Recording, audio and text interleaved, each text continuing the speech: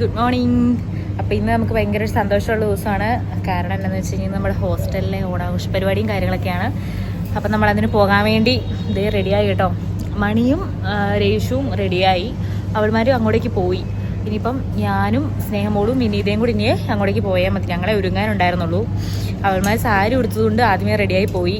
ഞങ്ങൾ ചുരിദാറായിട്ട് ഇടുന്നേ. നമുക്ക് കുറേ അവിടുത്തെ വിശേഷങ്ങളൊക്കെ ഇന്ന് കാണാം. ഇത് നമ്മൾ ഇറങ്ങും കേട്ടോ. സ്നേഹമോള് ഇവിടെ റെഡിയായി നിൽക്കുന്നുണ്ട്. വിനീതയ്ക്ക് വേണ്ടിയുള്ള വെയിറ്റിങ്ങിലാണ്. അപ്പോൾ വിനീതയും കൂടെ വന്നു കഴിഞ്ഞ് കഴിഞ്ഞാൽ നമ്മൾ നേരെ പരിപാടിക്ക് പോകുന്നതായിരിക്കും. നമ്മൾ നടന്ന് പോവുകയാണ്.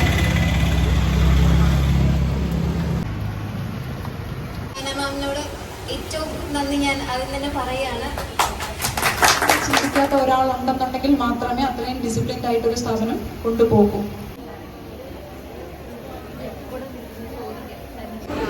അപ്പം ഞങ്ങളിത് ഒരുങ്ങിയിരിക്കുകയാണ്. ഡാൻസിന് വേണ്ടി വെയിറ്റ് ചെയ്യുന്നു. സ്നേഹമോളെ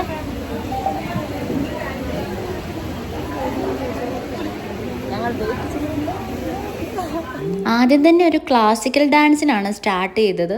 അങ്ങനെയാണല്ലോ നമ്മളെല്ലാ പരിപാടിയും ഈശ്വര പ്രാർത്ഥന കഴിഞ്ഞിട്ടൊരു ക്ലാസിക്കൽ ഡാൻസിലൊക്കെ ആയിരിക്കും സ്റ്റാർട്ടിങ് വരുന്നത്. നമ്മുടെ സ്റ്റേജും കാര്യങ്ങളൊക്കെ ഇവിടെ ആയിരുന്നു കേട്ടോ ഒരുക്കിയേക്കുന്നത്.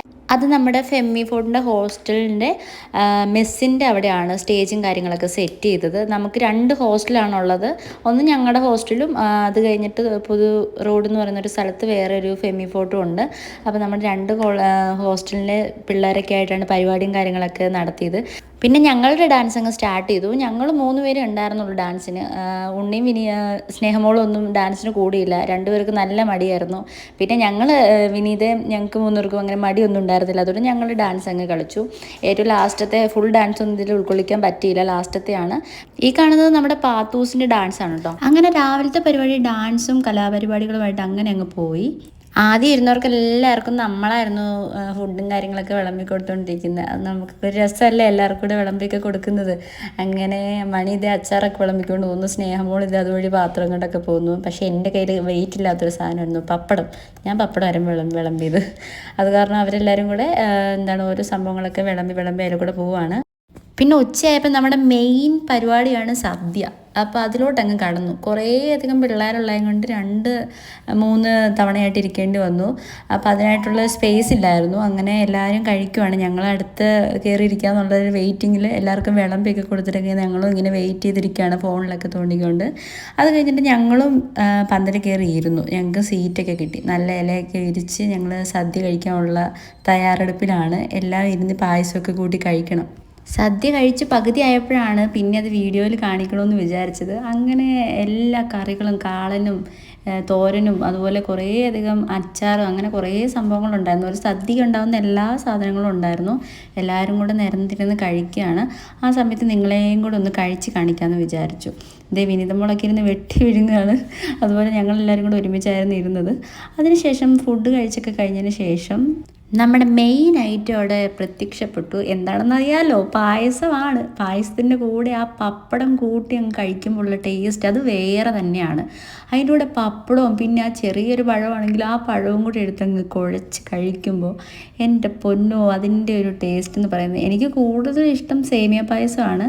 ഇത് അടപ്രഥമനായിരുന്നു കേട്ടോ. അടപ്രഥമൻ പായസവും അതിൻ്റെ കൂടെ ആ പഴവും കൂട്ടി ഒറ്റ പിടുത്തം അങ്ങ് പിടിച്ചു. ആഹാ, സദ്യ പൂർണ്ണമായി.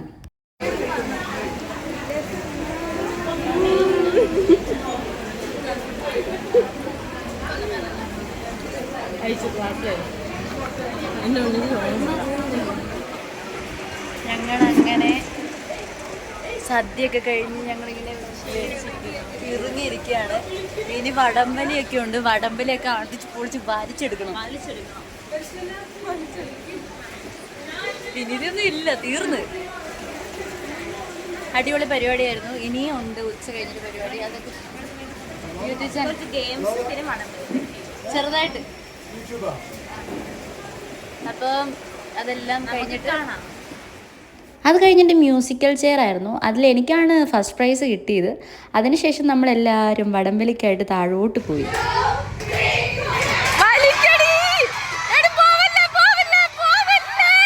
അങ്ങനെ നമ്മുടെ വടംവലിക്ക് നമ്മൾ ഗംഭീരമായി തോറ്റിരിക്കുകയാണ്. പക്ഷെ കുഴപ്പമില്ല, ബാക്കിയുള്ള ഗെയിംസ് കസേരകളി അങ്ങനെയുള്ള ഗെയിംസിലൊക്കെ നമുക്കായിരുന്നു ഫസ്റ്റ് ഓവറോളും. അപ്പോൾ നമ്മുടെ ലാസ്റ്റ് ടൈം ആകുമ്പോൾ നമുക്ക് പിന്നെ നറുക്കെടുപ്പും കാര്യങ്ങളൊക്കെ ആയിരുന്നു.